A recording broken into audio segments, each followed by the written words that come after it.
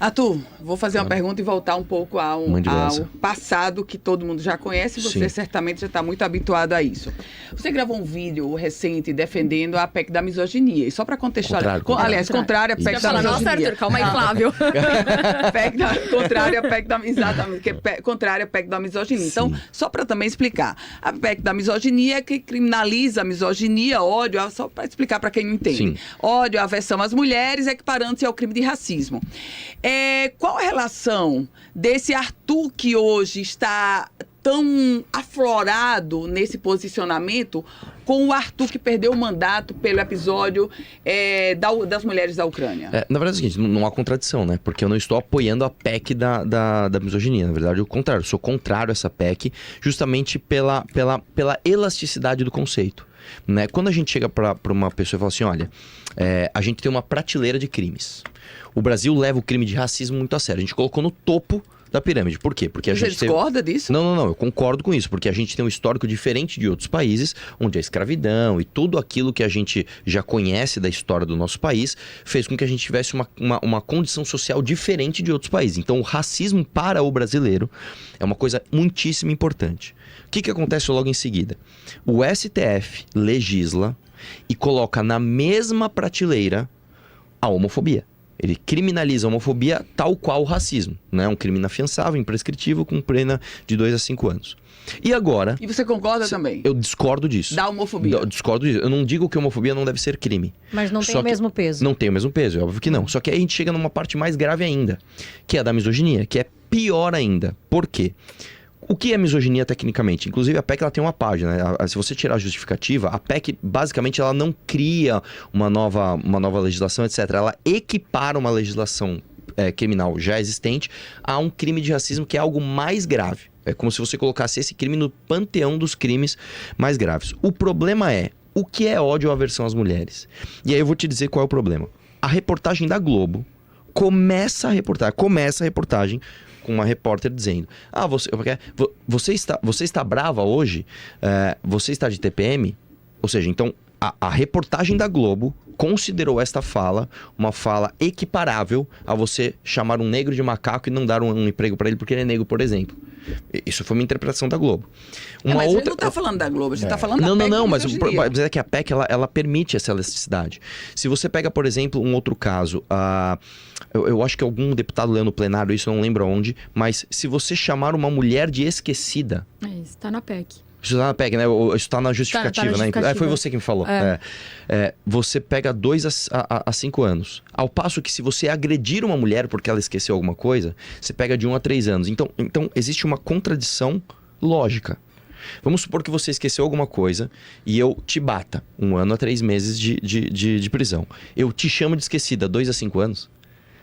Então, peraí, existe uma contradição lógica aqui. E por que isso acontece no Brasil? Isso acontece o tempo todo. Porque a gente tem costume de legislar coisas importantes de acordo com o calor do momento. Um outro problema que a gente está vendo, que não tem a ver com esse tema, é a tal da Lei Felca. O Felca fez um vídeo importantíssimo, etc. E a gente extrapolou para uma legislação inexequível. Então, nós temos um problema. Mas a causa não é nobre. Não seria melhor a causa ajustar do que ser contrário? E outra, você está no estado do Rio Grande do Norte, é um dos estados que tem um dos maiores índices de feminicídio. No momento em que você se coloca, digamos, eu sou contra a PEC da misoginia, mas por outro lado a gente está vendo, e todo o Brasil está escandalizado com os crimes de feminicídio acontecendo. Eu vou falar do Tenente Coronel de São Paulo, mas eu não sei se vocês sabem, aqui é um estado onde um cabo da Polícia Militar assassinou, estuprou, estrangulou e foi promovido 2 vezes. Depois de ter cometido o crime. Além do caso de Juliana, que foi pauta nacional, levou 62 socos no elevador. A gente não precisa de uma ação, de uma proatividade? A gente precisa... O que acontece é o seguinte, as pessoas, inclusive, que abraçaram essa PEC e levaram ela pra frente, são as mesmas pessoas que votaram contra, por exemplo, aumentar a pena para crimes hediondos. Então, a meu ver, é que eu não posso colocar isso na lei. Eu vou tomar cuidado, eu vou tomar cuidado do que eu vou falar aqui, mas, a meu ver, uma pessoa que comete um feminicídio, né? Essa pessoa perdeu o direito à vida, a meu ver. Mas eu não posso matar essa pessoa. Então acho que o mínimo que a gente deveria fazer era prender essa pessoa pro resto da vida. O mínimo. O mínimo. Um cara que mata uma mulher inocente, esse cara tem que ficar na cadeia o resto da vida, no mínimo. O problema é que existe, como eu te falei, duas incoerências. Incoerência número 1. Você tem um problema legislativo que traz uma incoerência grave. Então, você agredir uma mulher dá menos pena do que você xingar essa mulher. Isso é uma incoerência, isso é uma inconsistência que não pode estar ali. Segundo ponto, as pessoas que estão encampando essa PEC, e o cenário político ele é tão importante quanto o texto que está escrito, são pessoas que estão fazendo isso muito mais por um populismo do que de fato pela efetivação da diminuição do crime de feminicídio. Uma vez que, quando você teve o aumento de penas para crimes hediondos, essas pessoas votaram contra. Então, uma coisa é a causa. A causa é nobre, é super nobre. Agora, não é porque a causa é nobre que a gente tem que abraçar os erros populistas de pessoas que se aproveitam de uma causa nobre.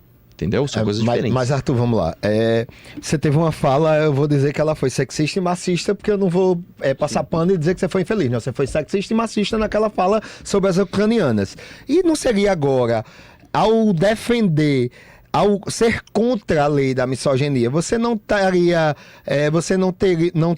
cometendo o mesmo erro na mesma linha não, do que você não cometeu naquela época? O que é que ficou de lição, então, já que o Arthur não está se comprometido com a causa feminina, a Ana Ruth já colocou. Hoje a gente vive uma crise de feminicídio gigante e o Rio Grande do Norte, em especial, é um dos estados onde se mata mulher por ser mulher. Vamos lá.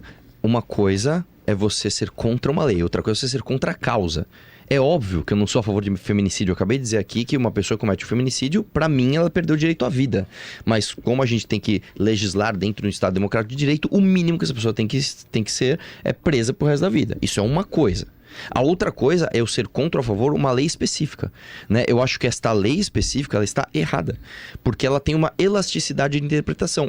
Isso aqui não é nem a opinião do Arthur, isso aqui é um fato. A Rede Globo interpretou a lei de um jeito.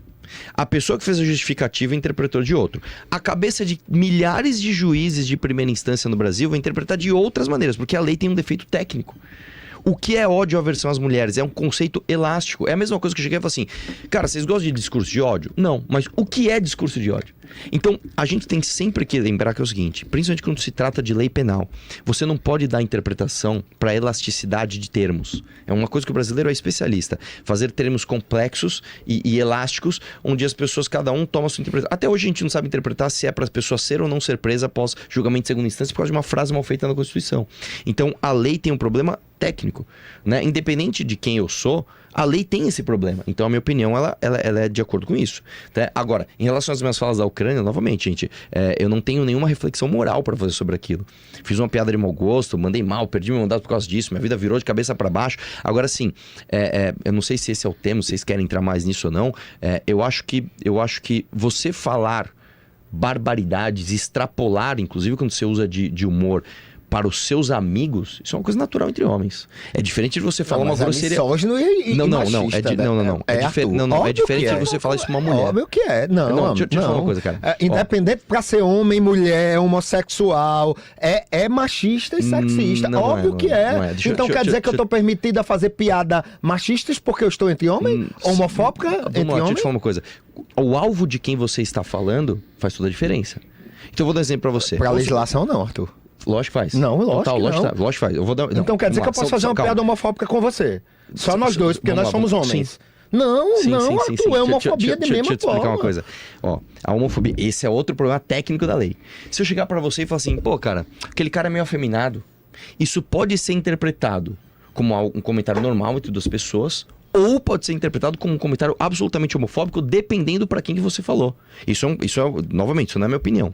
Isso aqui é técnico, é da lei. Agora eu vou trazer uma coisa opinativa. É uma opinião minha.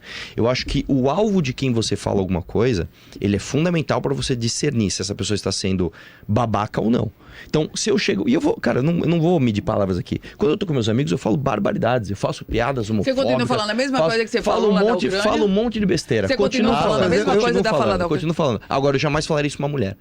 Por exemplo... É decepcionante. Me desculpe, Arthur. Tão quanto? Porque você continua... Piadas homofóbicas, ela é homofóbica. Não, seja falando com a Ana Ruth, com o Fabão que tá ali, com o Matheus... Deixa eu falar uma coisa. O ambiente faz toda a diferença. O ambiente faz toda a diferença. Se você fica... É óbvio que eu tô numa rádio ao vivo aqui, é muito bonito eu sinalizar a virtude e falar, pessoal, eu tenho, assim, moralmente o que eu fiz foi muito condenável, eu aprendi com aquele erro. Vamos falar real. Todo grupo de homem hétero tem extrapolação e tem barbaridade. E é como o mundo é, e isso não é necessariamente uma coisa ruim. O que você não pode, novamente, é você ser grosseiro com uma mulher intencionalmente. Isso é outra história.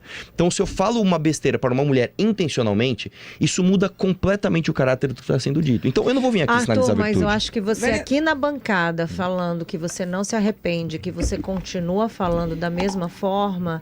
É como se tudo que aconteceu, você perdeu o seu mandato, você perdeu um direito que a população te deu, né, adquirido aí, eu não fui caçado por isso, para que você fizesse outras coisas e o seu mandato você perdeu, não foi por causa disso. Não foi por causa disso, não. Eu vou te explicar. Na minha legislatura, não sei se vocês sabem, um deputado, ele literalmente passou a mão nos seios de outra deputada dentro da casa. E ele não foi cassado. No mesma legislatura, no mesmo ano. O que acontece? Por que eu fui cassado? E até isso é bom que abre para eu mostrar aqui para vocês sobre o meu mandato. Julguem meu mandato, tá? Pela primeira vez na história do Brasil, um parlamentar diminuiu o salário dos seus pares. Fui eu. Pela primeira vez na história do Brasil, um parlamentar sozinho, eu, tirei o auxílio Perô de mais de R$3.500 de todos os funcionários da Lesp. Isso dá uma conta milionária. Imagina você entrar num prédio onde tem mais de 3.600 funcionários e todos perderam o auxílio Perô por sua causa individualmente. Entenda, não dá pra gente comparar, eu fiz coisas interessantes, mas eu fiz outra gravíssima, não, mas calma, eu não tô fazendo juízo moral. Entenda só, eu tô separando as coisas. Que a gente tá colocando eu perdi o mandato por isso. Sim, eu perdi o mandato porque eu incomodei muita gente lá. O relator do meu caso falou isso. Então você acha que não foi por causa disso? Com certeza foi uma perseguição política, é isso que você tá falando. Isso também não é minha opinião. O relator do meu caso falou, o Arthur só foi cassado porque ele brigava com todo mundo, porque ele cortou o privilégio de todo mundo. O relator do meu caso, o cara que relatou, Arthur tem que ser cassado, ele falou, o Arthur está sendo cassado porque ele tem muitos inimigos aqui. Tanto que eu estou dando um exemplo concreto. O outro deputado que assediou de fato uma deputada, ele passou a mão no seio da deputada. Ele estava bêbado no plenário, ele não foi cassado. Mas um erro não justifica o outro. Eu não estou deveriam ter sido caçados. Vocês são jornalistas aqui, vocês têm uma capacidade cognitiva superior à da média das pessoas. Eu estou falando para vocês que eu fui cassado por motivo A e não por motivo B. Eu não estou justificando um erro com o outro. Eu não estou falando assim, já que eu diminuí salário de umas pessoas, eu posso então ser misógino. Eu não estou juntando uma coisa na outra. Eu estou separando as coisas. Eu fui cassado porque incomodei as pessoas. Isso é uma coisa. E a outra coisa foi o meu comentário num grupo privado que, novamente, eu pessoalmente não condeno isso moralmente. Cada um pode ter uma opinião sobre isso. E aí eu quero ouvir, inclusive, a opinião da vereadora Amanda sobre isso não traz uma pecha ou um problema para um partido que se diz um partido novo, com ideologia nova, que é um partido excludente. Me permita, claro. Ex-deputado Arthur, eu confesso que estou chocada ao ouvir do senhor, nesta bancada, que o senhor continua fazendo comentários misóginos só em grupos fechados. Foi o que o senhor disse. É que assim, a gravação tá aí. Eu poderia sinalizar a virtude e mentir para a senhora. E aí eu quero escutar da vereadora e do senhor também. Isso não traz uma pecha para um partido que chega novo? A senhora acabou de condenar o vereador da cidade de Natal, não tenho nenhuma relação com ele, Matheus Faustino, porque ele ia para um partido, não foi e continuou. Mas isso não é até mais grave, porque, veja, na hora que... Mas eu estou misturando tudo mesmo. Veja, um partido tem uma ideologia, tem que ser uma linha reta, um papo reto. O que o ex-deputado está dizendo aqui é que continua mantendo comentários misóginos entre homens. Ou seja, entre homens, o senhor está exposto do mesmo jeito. Perceba. Desculpa, só te falar uma coisa. Calma. Deixa eu te falar uma coisa.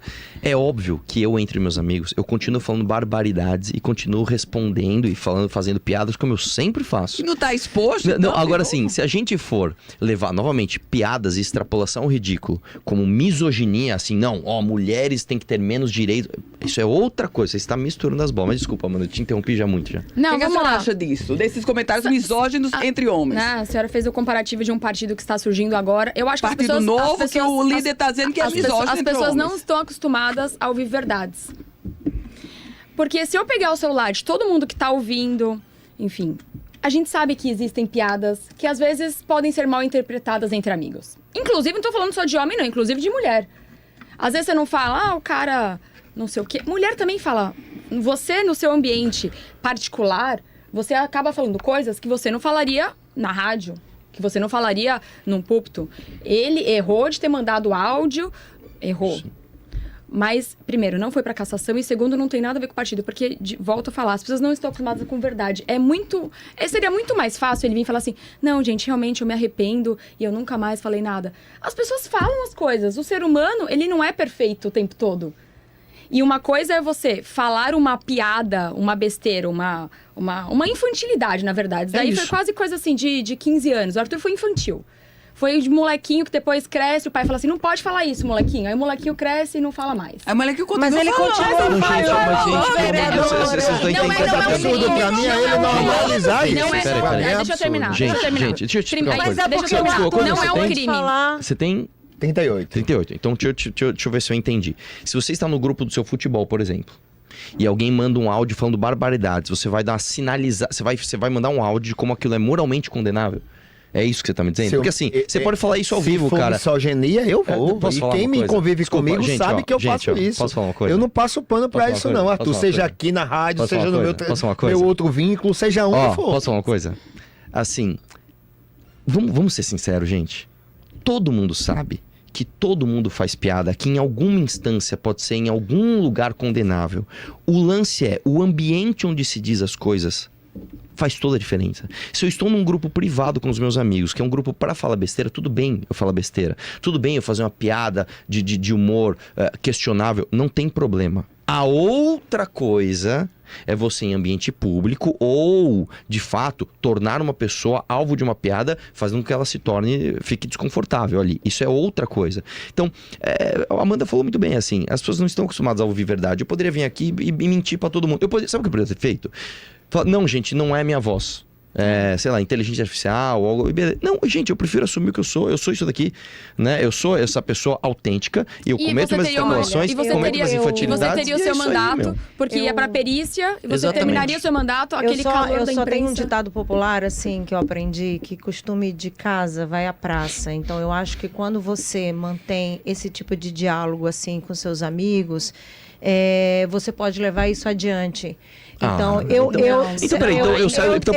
jogo GTA, eu saio na rua e mato as pessoas. Eu vou num show de humor, eu saio lá e... Mas se você não consegue respeitar, como você disse aqui, que o comentário que você fez, as ucranianas, o que tudo levou, aquela situação que você mesmo disse que nem se arrepende, que você faria de novo, que você fala no grupo entre amigos. Ele não fez um ato também. Calma. Gente. Você é um cara inteligente, bandeiras legais pra debater. E quando você me coloca na normalidade, que pra você... Nada mudou, eu esperava que você tivesse feito meia-culpa, você naturalizar isso me choca. Gente, deixa eu falar uma coisa. De verdade. Qual a minha culpa isso? Eu realmente deveria ter pensado melhor. Eu não estava numa posição de me colocar a esse risco. Agora, eu não vou vir aqui mentir pra vocês, gente, eu tinha um defeito moral. Não, eu faço piadas, as pessoas fazem piadas e o ambiente conta. Você começou a sua frase dizendo assim, mas se você não consegue respeitar... Não, como assim eu não consigo respeitar? Eu diria pra você o seguinte, Novamente, se eu vou num show de stand-up e a pessoa faz uma piada racista eventualmente, quer dizer que eu saio de lá e tenho uma atitude racista na vida? Não. E outra coisa, podem reparar isso na vida de vocês. Quer dizer que o Arthur da rede social é o Arthur do comentário? Ao contrário, é justamente o contrário. Você já reparou? Não, porque na rede social o senhor não faz esse tipo de comentário. Claro que eu faço o tempo todo. Deixa eu falar uma coisa, eu faço live todos os dias. As minhas lives têm 2 horas todos os dias, faço vídeos, eu falo palavrão, faço brincadeiras. Eu sou esse tipo de cara, sou um cara exatamente autêntico. Deixa eu falar uma parada pra vocês. Vocês já repararam que as pessoas que mais sinalizam virtude, não, porque você não pode falar isso de negro, não, porque você não pode falar isso de gay, não, porque você não pode ver, são as pessoas que quando o bicho pega, essa pessoa sai fora. E as pessoas mais, entre aspas, escrotas, né, que, brinca e zoa todo mundo, quando a pessoa precisa é com ela que ela pode contar. Eu sou esse tipo de cara. Eu faço tudo pela minha família, faço tudo pela minha mãe, pelas minhas tias. Cara, acabei de fazer uma vaquinha pra mulher que trabalha na minha casa. Fizemos o projeto ali, tudo isso. Tá, e eu faço piadas escrotas? Faço piadas escrotas. É isso. Agora, se vocês querem uma pessoa que vai mentir aqui pra vocês, vai vir com terninho e gravata e fala, gente, olha só, eu sou muito moral e, veja, a misoginia... Pelo amor de Deus, gente. Aí vocês estão pedindo, né, para as pessoas mentirem pra vocês. Eu sou um cara autêntico. Você pode ter sua opinião sobre mim. Você pode falar, puta, Arthur, você é um puta escroto, beleza. Agora sim. Não dá pra você dizer que eu sou uma pessoa falsa. Não dá. Eu sou este cara que eu estou falando aqui pra vocês. Falo com esse português, falo palavrão de vez em quando, faço piadas escrotas e sou uma pessoa que eu tenho certeza que se as pessoas seguissem o meu exemplo, o país seria um país muito melhor.